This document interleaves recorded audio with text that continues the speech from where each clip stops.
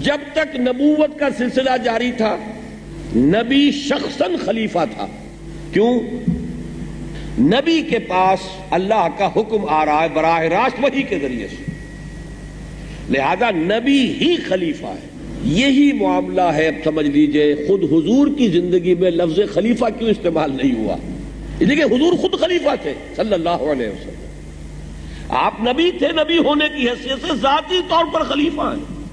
البتہ جب نبی اکرم صلی اللہ علیہ وسلم پر نبوت کا سلسلہ اختتام کو پہنچ گیا، اب شخصی خلافت ختم. اچھی طرح نوٹ کیجئے اس کو.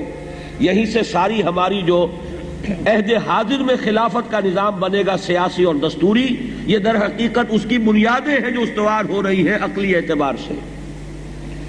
شخصی خلافت ختم. شخصی خلافت تھی کب تک؟ جب تک نبوت کا سلسلہ جاری تھا. براہ راست کمیونیکیشن ہے نبی اور اللہ کے مابین، لہذا اللہ کا خلیفہ نبی ہے. جب نبوت ختم، وہ وائرلیس سسٹم ختم، وحی کی کھڑکی بند، اب خلافت اجتماعی ہو گئی. یہی وجہ ہے کہ اس آیت میں اب جمع کا صیغہ آیا، وعد اللہ الذین آمنوا منکم وعملوا الصالحات لیستخلفنہم فی الارض. اب خلافت اجتماعی ہے. انفرادی خلافت کا زمانہ ادھر ہے. کوئی شخص کلیم نہیں کر سکتا انفرادی خلافت کا حق. یہ اجتماعی خلافت ہے مسلمانوں کی اجتماعی خلافت. ایک دوسرے اعتبار سے نوٹ کیجئے، ایک جو ارتقائی عمل جاری تھا انسان کا تمدنی، کبھی انسان غاروں میں رہتا تھا، کوئی اجتماعی نظام تھا ہی نہیں. پھر قبیلے کا نظام آیا، چیف آف دی ٹرائب، قبیلے کا سردار.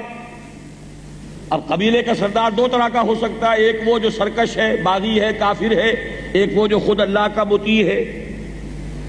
وہ سردار کسی قبیلے کا جو اللہ کا مطیع فرمان ہے، وہ حقیقت میں خلیفہ ہے. کہنے کو آپ کہیں گے کہ یہ چیف آف دی ٹرائب ہے، لیکن حقیقت میں خلیفہ ہے، اس لیے کہ وہ تو خود اللہ کا حکم مان رہا ہے، اللہ کا حکم نافذ کر رہا ہے. آگے چل کر آگے اب ملوکیت کا دور، بادشاہت کا دور.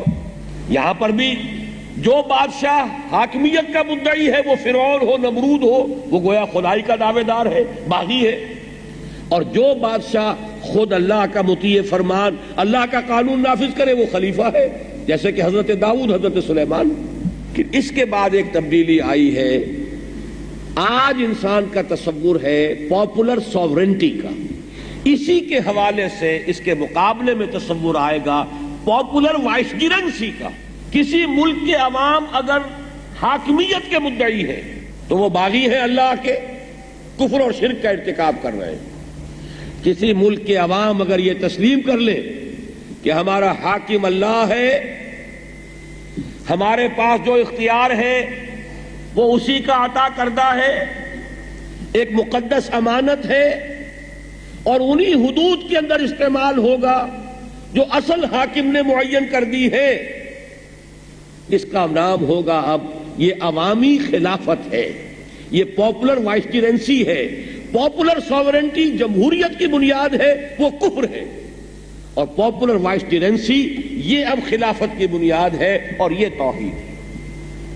گویا کہ زمانے کا ارتقا بھی چلا آ رہا تھا. اسی کو اس لیے علامہ اقبال نے بہت خوبصورتی سے ایک شعر میں کہا ہے، ہم نے خود شاہی کو پہنایا ہے جمہوری لباس، جب ذرا آدم ہوا ہے خود شناس و خود نگر.